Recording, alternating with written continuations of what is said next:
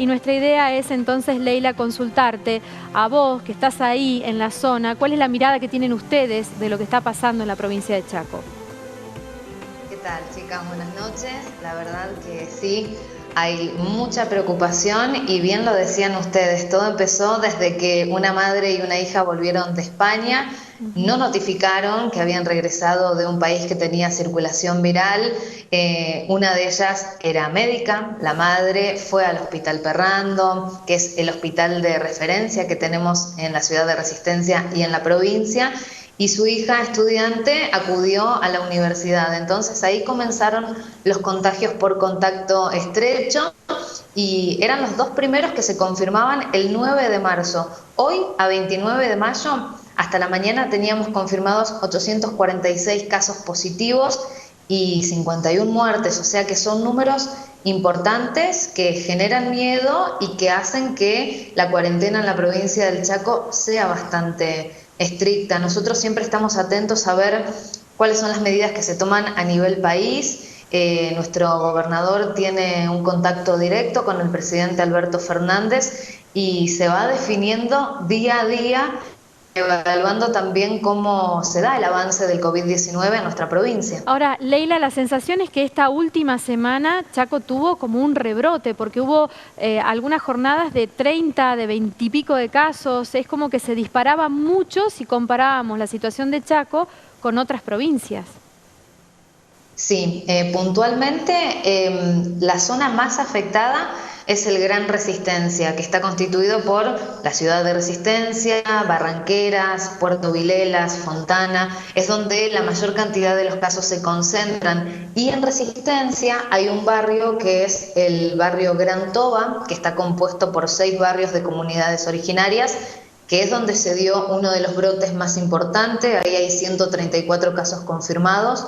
E incluso en un momento se llegó a vallar el lugar, estaba cercado, hubo un plan de desinfección, pero la gente no cumplía mucho con la cuarentena. Hablando, por ejemplo, con el presidente de la comisión vecinal del barrio Toba, él nos decía que tenían identificados a los vecinos que daban positivo y que saliendo a recorrer las calles de ese barrio se los encontraban en la vereda, tomando mate, disfrutando del día como si nada pasara. Leila, y es por eso que ¿tendrá que ver con esta cosmovisión diferente que tienen solo por pertenecer a una comunidad originaria, o realmente no tuvieron acceso a la información que significaba cuidarse, o no tienen agua, como sucede en algunos de los lugares más vulnerables de la ciudad de Buenos Aires y de otras provincias del país, ¿no? ¿En qué se basó esta irresponsabilidad de algunos de los contagiados?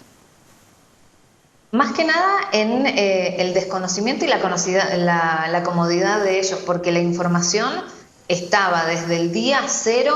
Nosotros tuvimos partes diarios, información concreta, real, de la cantidad de casos, de lo que era el coronavirus, de cómo se podía prevenir, y este barrio está no tan afueras de la ciudad. Ellos tienen acceso al agua potable y demás, pero es más que nada una cuestión cultural. La información estuvo y doy fe de eso desde el minuto cero.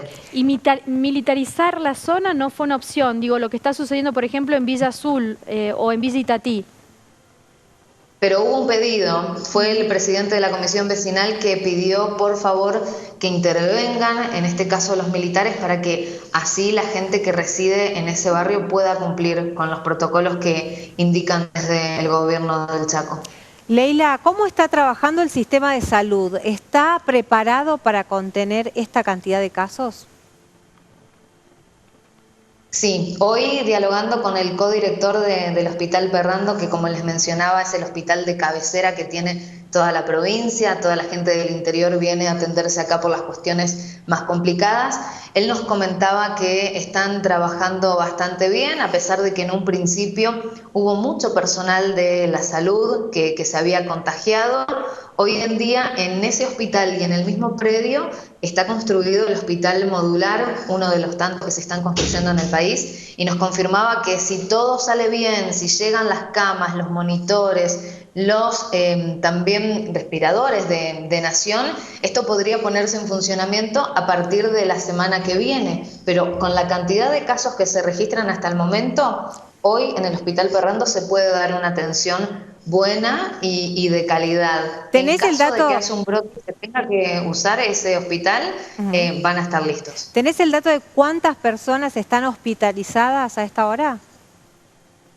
Hasta el momento, No, y que en estos momentos estén hospitalizadas, seguramente algunos están de De alta. cuarentena, aislados, pero no todos los casos son para hospitalizar. sí, internaciones hasta hoy a la mañana eran cerca de 40 y se hablaba de 12 en estado grave, o sea que es algo que también genera mucha preocupación porque, por ejemplo, en las últimas 24 horas nosotros tuvimos 4 muertes y se siguen sumando, hoy 151. Eso genera también un poco de miedo, pero la mayoría de los casos, y como sucede en todo el país, son personas mayores de edad o que tenían alguna enfermedad de base. Es algo que no se puede controlar, pero sí, están internadas cerca de 40 y 12 en estado grave.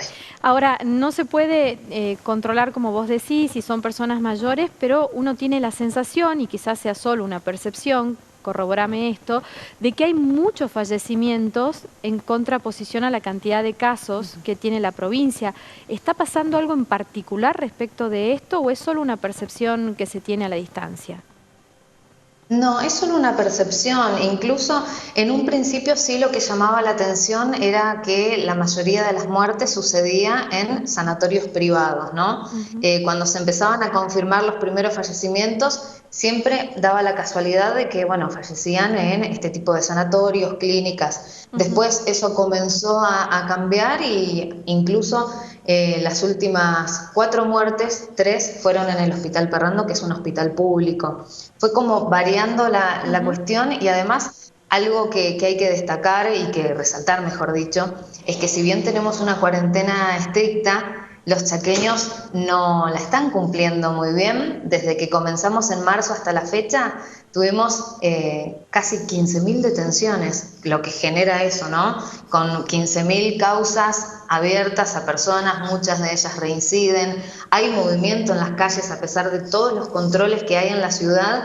Es increíble ver cómo puntualmente los resistencianos se mueven muchísimo por la ciudad. Ahora, Leila, ¿qué pasó con esas 2 personas que fueron el inicio de esta cantidad de casos? Hablando de la justicia y hablando también de que se genere temor en la población, el temor de la justicia, ni más ni menos, de que si haces algo mal y que perjudica a la situación sanitaria de toda una comunidad, tenés que tener un castigo, ¿no?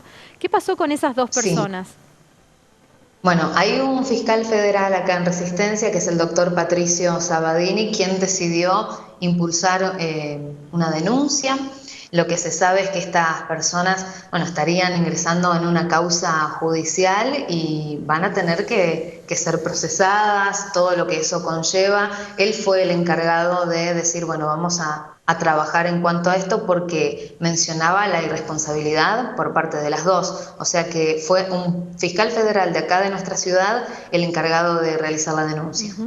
Y además estas personas, digo, están en una ciudad pequeña, son conocidas. ¿Qué pasa con el resto de la comunidad frente a ellas? Te lo preguntamos porque en distintos puntos del país, cuando aparecen los casos positivos, hay como una cuestión de señalamiento, incluso de estigmatizar a estas personas solo por estar contagiadas. No quiero saber si están claramente identificadas como las que impulsaron o los que dieron el puntapié inicial para esta cantidad de casos, ¿no? Sí, bueno, bien sabemos que no hay que dar nombres y demás, pero en Resistencia en un momento llegó y hasta el día de hoy, cada vez que hay un nuevo caso o fallecimientos, se filtra nombre y apellido, incluso se sabe hasta dónde residen, y estos 2 primeros casos fueron de los más comentados. Cuando se supo que se trataba de una médica y de su hija universitaria y pudieron ubicarla a ella y saber cuál era la profesional, enseguida comenzó como toda esta movida, incluso la ubicación geográfica de la casa, que queda, por ejemplo, cerca del canal donde yo trabajo diariamente. Y el vecindario, el barrio, tenía un poco de miedo. Uno iba a comprar a la verdulería que está a la vuelta o a la panadería que está en la esquina y todos estaban atentos, incluso en el barrio te señalan y te dicen cuál es la casa, con qué Claro, características, el con qué hostigamiento. maceta, podés identificar el lugar, sí. Claro.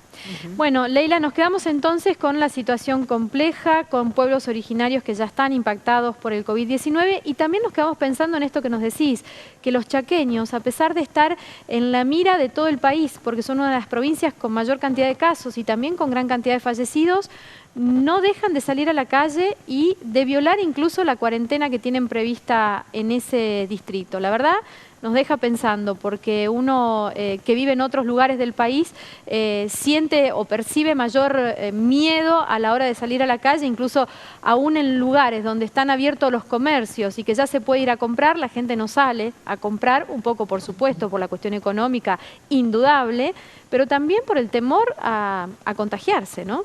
Y que ustedes estén tan impactados y no lo sientan de esa manera nos deja pensando.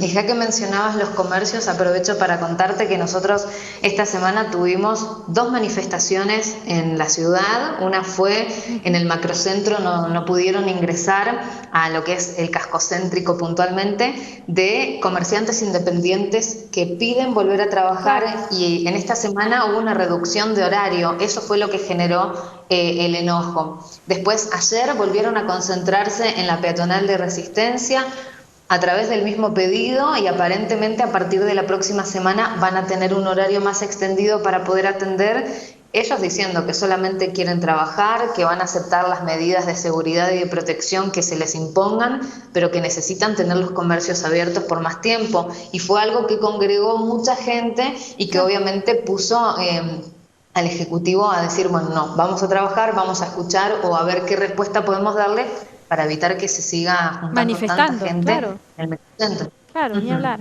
Leila, muy completo tu informe, te agradecemos muchísimo el tiempo en esta noche para acercarnos toda la información de lo que está sucediendo en Resistencia Chaco. Seguramente nos vamos a volver a encontrar a través de la pantalla en los próximos días. Muchas gracias. Un placer, un abrazo, hasta luego.